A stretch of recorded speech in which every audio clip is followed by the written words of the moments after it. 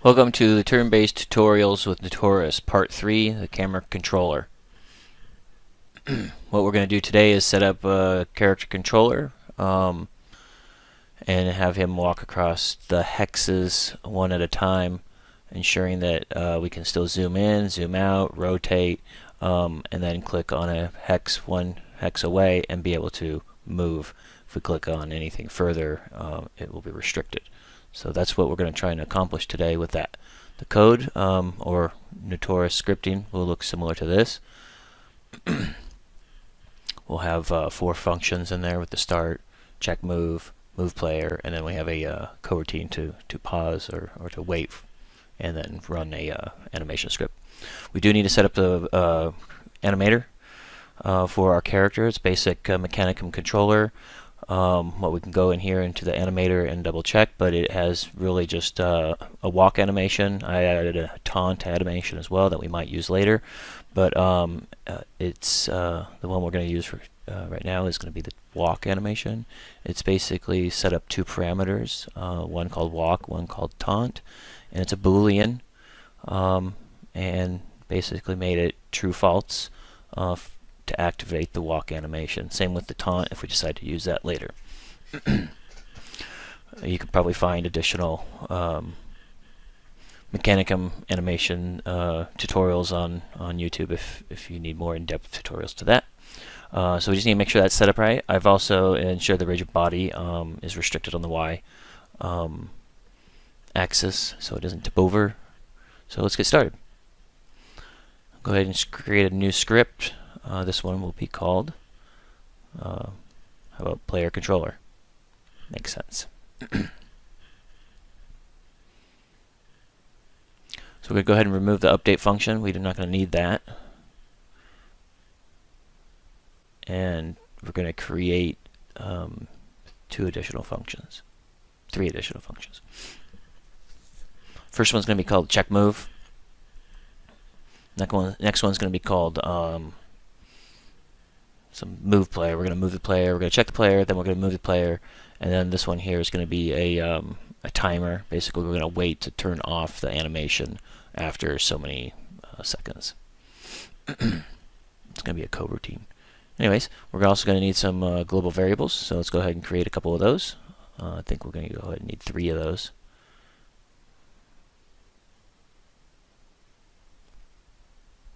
First one's going to be the distance to the selected hex. That's going to be a float. If I can grab the right one there. Next one's going to be the active selected hex. We're going to set this from another script, so from the base hex script that we created earlier. And then this one here is the animation timer. We're going to set that one to a float. The active selected hex was a game object. So initially, first thing we want to do in the start is just to set the animation timer so we don't have to worry about that later. So we're going to go ahead and just connect that, and we're going to set that to 0.45. Go ahead and next one is we're going to check the move. So what's going to happen when we select the hex, and we need to check the distance from the player to the selected hex. So we're going to set up the distance to the hex here.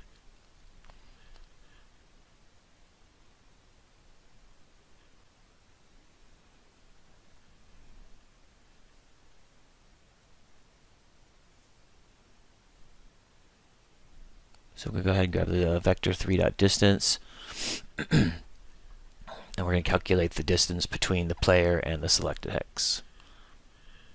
And remember, this is the game object or player controller, so we'll go ahead and grab the game object. Game object.transform, and then we'll also need the position. Transform.position.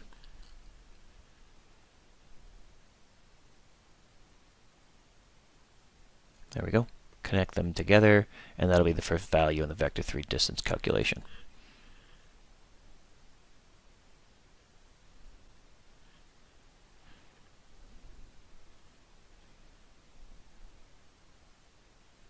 ahead and just take those and copy them, since we're grabbing the transform position and comparing the two.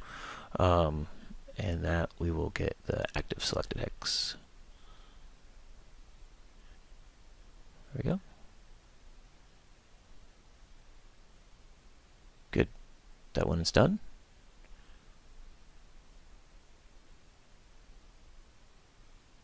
Now go ahead and grab the if, and then we're going to compare the values. If it's within a certain range, we'll go ahead and move the character, and if not, do nothing. So we'll go ahead and drag the move character function in, and if true, we'll go ahead and move the character. We haven't set that up yet. We'll get that in here in a few minutes, but then we'll go ahead and set what the distance is. We want to restrict the distance down to probably 1.5 from the player to the selected hex. So that's what we're going to go ahead and do here. So the distance, we'll need a couple of math functions here, less than and equals. So the distance to the hex within a specific range, we'll go ahead and type in 0.75 here and then 1.5 here. If it's anything outside that, it will not move.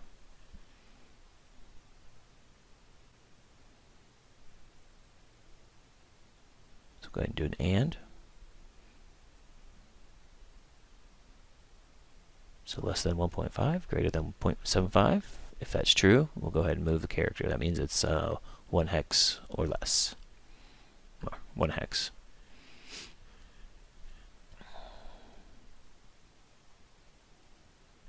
Good. Great. Now we'll go ahead and save that, compile it, make sure there's no errors. That looks good. So the next thing we're going to have to do is set our active selected hex to a static variable. We're going to set that in another function, so we need to make sure that's static to be able to grab that. So we're going to go ahead and open our Hex-based script now, and we are going to go ahead and start in the start function, and we're going to set the player, or find the player and set a variable. So we're going to go ahead and add a global variable called player, set that to a game object, and then we're just going to do a game object.find, which we've done with the camera before, but we'll go ahead and set that to player, and we'll go ahead and change that to player as well. There we go. And now we've set the variable player to the game object player that has been tagged with player. Compile, good, save. The other thing we have to do in the hex-based script is in the on mouse down, we actually need to call the check move function, and we need to set the active hex here. So this is where we had modified the camera in the previous tutorials. We'll go ahead and grab the check move here. Good. We just right-clicked and typed in check move, and it came up. That was in the player controller. Make sure we save and compile it so it can grab that, of course.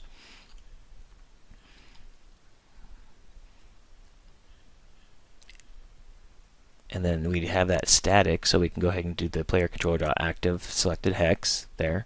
So we can go ahead and connect those together, and we can feed that a game object. So let's go ahead and line them all up, and then we'll get the correct variables added there. So on this one, we'll go ahead and just feed this one the selected hex, and then this is setting that variable in the other script, player controller script, the selected hex, and then we're going to get the player controller of the player itself. So we'll go ahead and get game object, get component of the game object, link them together. I'll just set this to player controller.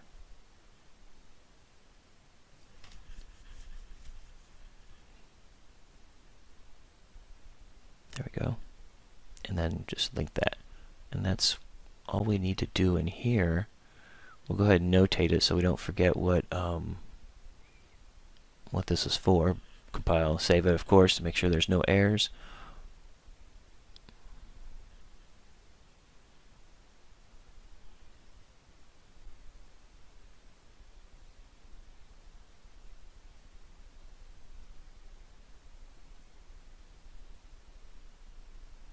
There we go. Set active hex in the other script and check to make sure it's a valid move. Alright, we can go ahead and save that again and compile to make sure that we didn't introduce any new errors, and we should be good to go here.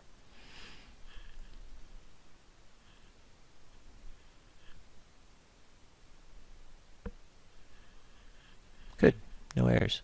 And that wraps up this script, so we can go ahead and close the hex space, and we're done with that. Now back to the other one, the check move. We're good here. So we're going to go ahead and move on to the move player. What's going to happen when we actually click on that active hex, or the hex that we want to move the player to. First thing we want to do is make sure that the player looks in that particular direction as it's moving. So we're going to do a look at command. And we're going to use the third option in that look at command.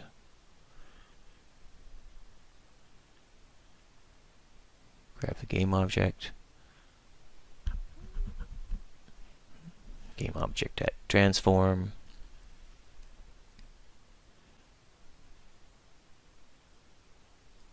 And then connect that together. Perfect. There we go.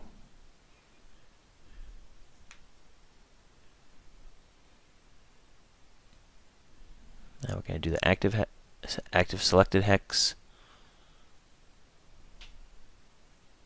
We need to get the position of this one.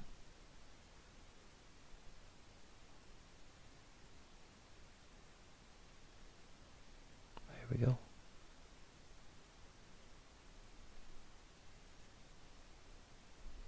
So that what this does is takes the game object and actually looks at the active selected hex, or the hex that we've selected.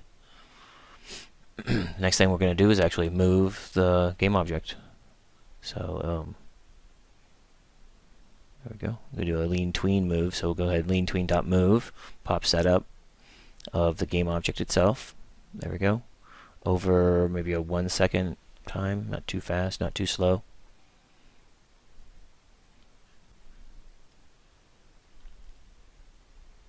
And it's going to be the vector 3 of the active selected hex. But what we're going to have here is it's the center of the active selected hex, and we're going to put in a little bit of cushion so we can adjust the character. Instead of going to the center of the selected hex, we need to go up to the top of the selected hex, and I'm just going to go ahead and get the position and add a vector 3 to the Y value, so that it compensates for not going into the middle of the actual device or the hex. Instead, it goes to the top of the hex. So we got a new vector 3 is what we're looking for here.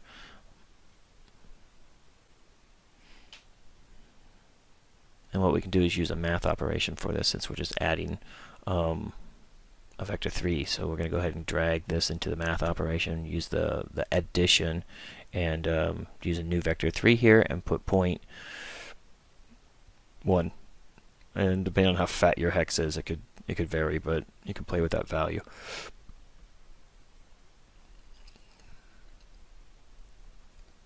There we go. Good. Now that should compensate for the thickness of the hex, so it doesn't go into the middle. The feet don't get buried. Also, what we want to do here is go ahead and set up the animation. So we're going to go ahead and set true the set bool variable in the animator. So grab set bool, link that together, and we're going to activate the walk animation. So go ahead and just type in walk there and click on true. We do need to tell it which game object, and that's player, of course. So the game object get component,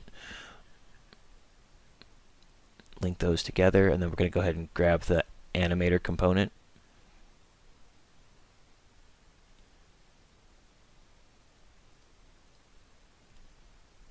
If I can type, there we go. Good. And link those together. Oops, I grabbed. Well, let me try that again. There we go. Good. Now we have we've turned on the animator, but then we need to turn off the animator. And so what we're going to do is do a timer, and that's going to be a coroutine, just to pause and then turn off the animator after 0.45 seconds. We set that in the start script of 0.45, and we can change that depending on your walk animation itself. But we go ahead and select Start Coroutine under Inherited Functions, and then we're going to go ahead and just we do need to, under this, we do need to do an enum. So we'll go ahead and first link these together, and this should work fine here. Start coroutine, link those together. We need that to return a value, so we need to go down here and add return type of enum. There we go. Enumerator. Perfect. Good. We grab that, and if we come back to the move, it now has a return value if we can link that start coroutine to. Good. And that will launch the animation wait time function. So we go ahead down and finish that piece. There. We need to link that together. That error down below will now be corrected if we wish to compile it. Needed to be linked there.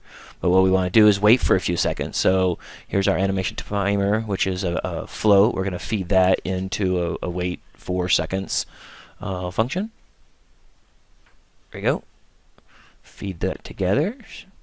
And then we're going to do a yield return, and that's under the data options here, yield return, and link that in, and that should change the wait seconds, and you should be able to put that into the return.